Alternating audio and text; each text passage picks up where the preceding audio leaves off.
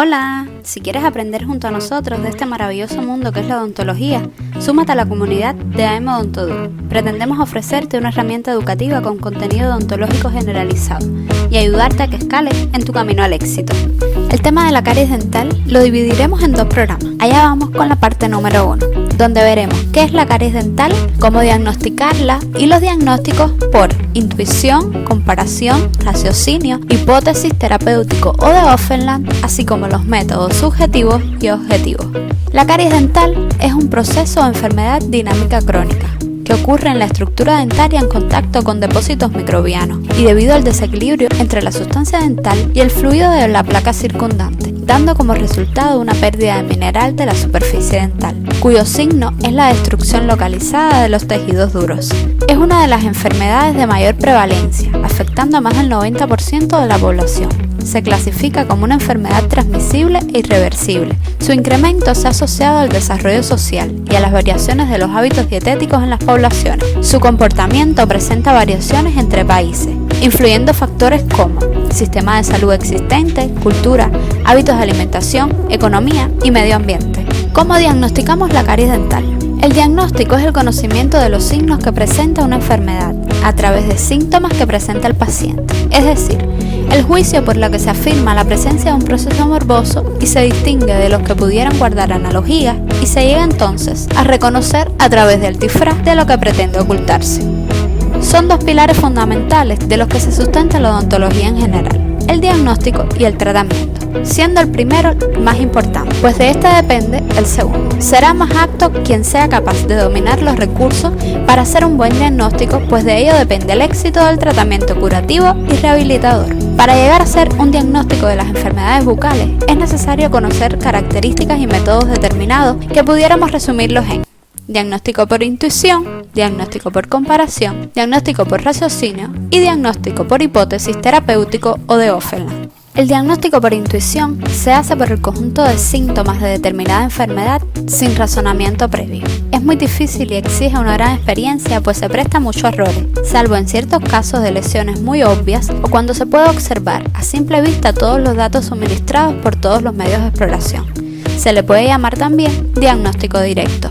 El diagnóstico por comparación se observa el cuadro clínico del paciente en relación con las diferentes enfermedades. Se establece un verdadero diagnóstico diferencial, donde el odontólogo compara los síntomas comparando mentalmente las analogías y diferencias, hasta diagnosticar la enfermedad cuyos síntomas coinciden casi exactamente con los presentes en el paciente. Es un método muy seguro, sobre todo cuando está avalado por un examen completo del paciente, por lo que resulta en la práctica clínica el más utilizado.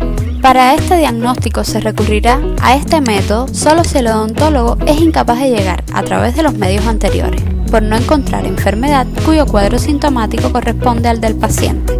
Se recurrirán a conocimientos de anatomía, patología, fisiología y otros, llegando a la conclusión de un proceso único. Es el método a seguir para un proceso patológico único, desconocido y no descrito.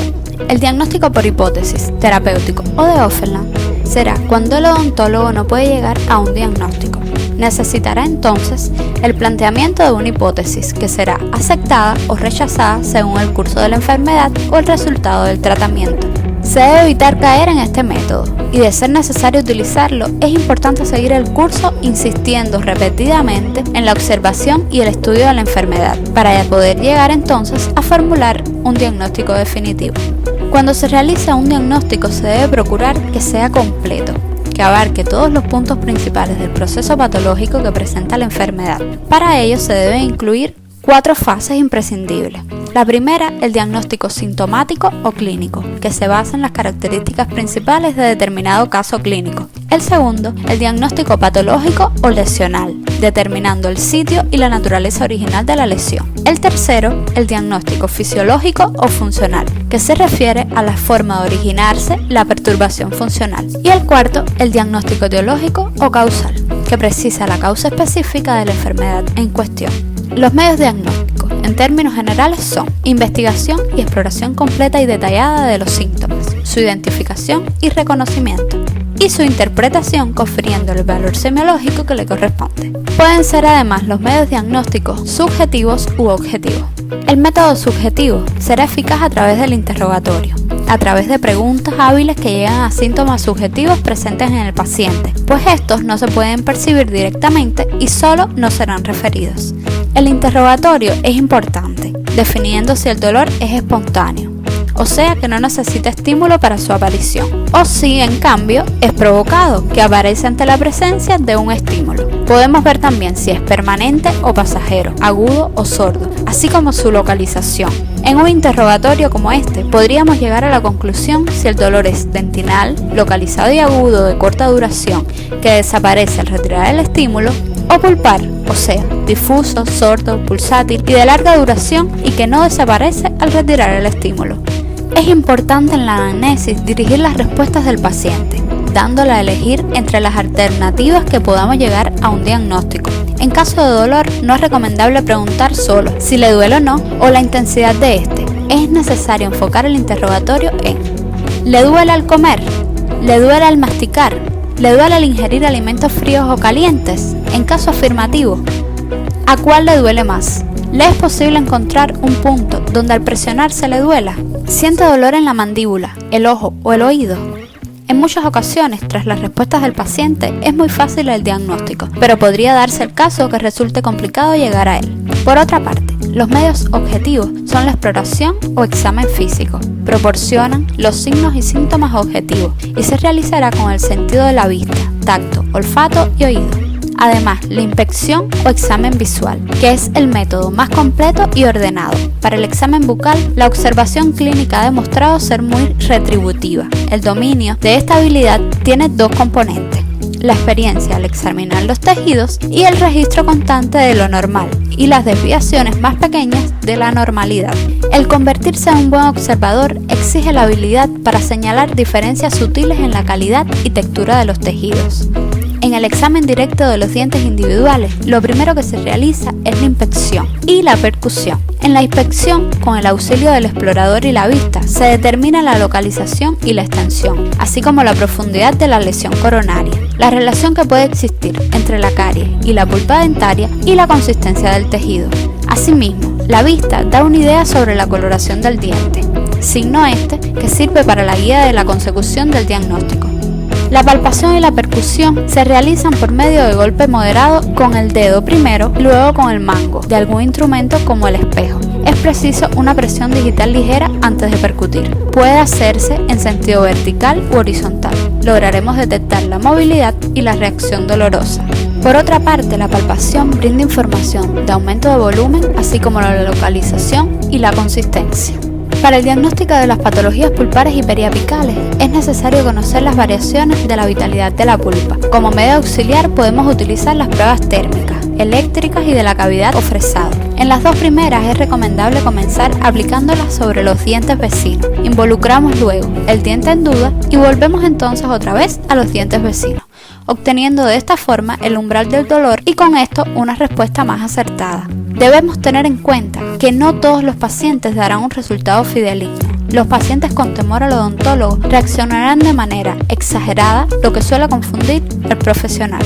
Las pruebas térmicas se basan en la aplicación de elementos fríos o calientes sobre las piezas dentarias que se examinan. Cuando el diente es expuesto a un cambio brusco de temperatura, este cambio provoca una reacción pulpar que da lugar al dolor. El dolor, como respuesta ante un estímulo en una pulpa normal, es proporcional a la intensidad del estímulo y desaparece cuando éste se retira. Cuando la pulpa sufre cambios, la respuesta ante los estímulos varía, ya sea por reducción o aumento. Puede pasar de desaparecer ante la retirada del estímulo a permanecer unos segundos o durar unos minutos. No se aconseja el uso de jeringas de aire frío o caliente, pues la superficie de acción es amplia y en caso de hipersensibilidad del estímulo suele provocar mucho dolor. Se pueden utilizar diferentes productos comerciales para producir el efecto de frío. Dependerá de la elección de cada profesional. Podríamos recurrir además a elementos caseros como pequeñas barritas de hielo. Para producir calor, en cambio, podemos utilizar barras de gutapercha en cierto grosor, que se calentarán a la llama y se colocarán sobre la superficie vestibular del diente y además podemos irrigar este con agua caliente. Con esta prueba no se busca evaluar el estado pulpar, más saber el diente involucrado en pacientes que presentan dolor al ingerir alimentos calientes. Las pruebas eléctricas práctica se realizan con el vitalómetro o pulpovitalómetro, dispositivo que produce una corriente eléctrica de alto voltaje pero mínimo amperaje. Funciona con pilas mediante un transformador. Permite saber si la pulpa es o no vital. Para su uso es imprescindible saber si el paciente es portador de marcapasos, pues en este caso la corriente aplicada podría perturbar el funcionamiento de este. En las pruebas de vitalidad o fresado se realiza sin anestesia y consiste en el desgaste de dentina de un diente que puede ser considerado vital, siempre con fresa. Desde nuestro punto de vista no es recomendable abrir una cavidad solo para saber si el diente tiene vitalidad o no, pero sí resulta interesante cuando se está preparando una cavidad de caries por restauración. En este caso, si el paciente no refiere sensibilidad alguna, sin haber anestesiado previamente, es necesario auxiliarse de algún otro medio auxiliar, pero es posible que estemos frente a una pulpa necrótica. Otros medios de diagnóstico podemos observar que son las pruebas de anestesia, la radiografía, la radiología digital, la transluminación, las sustancias detectoras de caries, el láser dental, la fluorescencia infrarroja por láser o la seda o hilo dental. Las pruebas de anestesia se emplean cuando el dolor es irradiado y no puede identificarse si el diente que lo origina es inferior o superior. Esta técnica presenta grandes limitaciones cuando se quiere identificar el diente comprometido dentro de un grupo que pertenece al mismo cuadrante, ya que la sustancia anestésica se difunde abarcando varios dientes. La radiografía es el diagnóstico y aún hoy el pronóstico de la endodoncia se ha visto gradualmente beneficiado desde 1895, que se descubren los rayos X. Digo gradualmente, pues es imprescindible en cada diagnóstico el examen clínico. Para este es importante combinar estas dos técnicas para las que el odontólogo debe dominar a la perfección. Para interpretar una radiografía debemos conocer los términos radiotransparencia y radiopacidad. Este último es muy resistente a la penetración de la luz, por lo tanto aparece en la radiografía como un área clara. En cambio, las zonas radiolúcidas o radiotransparentes son penetradas con más facilidad por los rayos X, presentan tonalidades entre gris oscuro y negro. La radiología digital combina los rayos X con la informática. Su aplicación está indicada tanto en endodoncias y cirugía como en operatoria por su importancia en el diagnóstico en la actualidad. Posee beneficios significativos como pueden ser la disminución de la dosis de exposición, la calidad de imagen modificable mediante un programa, velocidad por no necesitar tiempo de procesado y la capacidad de diagnóstico inmediato. La transluminación es un método que comenzó a utilizarse a principios de la década del 70 del siglo XX y se basa en el hecho de que el esmalte de un diente donde existe una lesión cariosa tiene un índice de transmisión de luz menor que el del esmalte sano. Utilizando una luz preferiblemente brillante, X-cromática, desprovista de rayos naranjas o rojos, se iluminará el diente. Si existe presencia de caries, este se observará más oscuro, pues la luz es absorbida con mayor cantidad.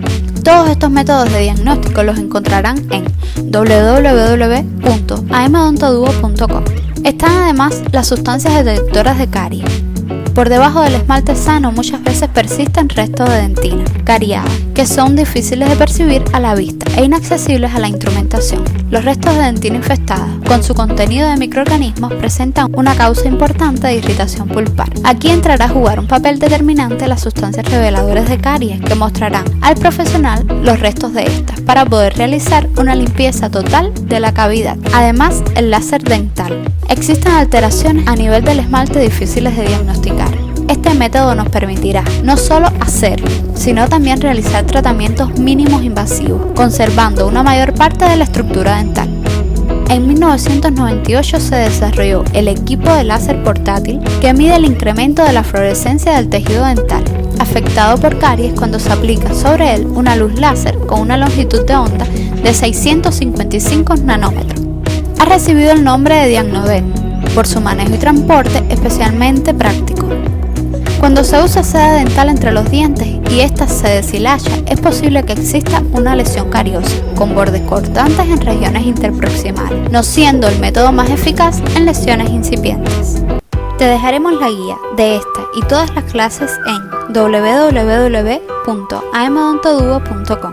Además, puedes encontrarnos en Instagram, Facebook y tu canal de YouTube. Si te ha gustado nuestro video, puedes regalarnos un like y suscribirte a nuestro canal y activar las notificaciones para que te llegue un nuevo correo con el video. Y recuerda, sonríe y volarás.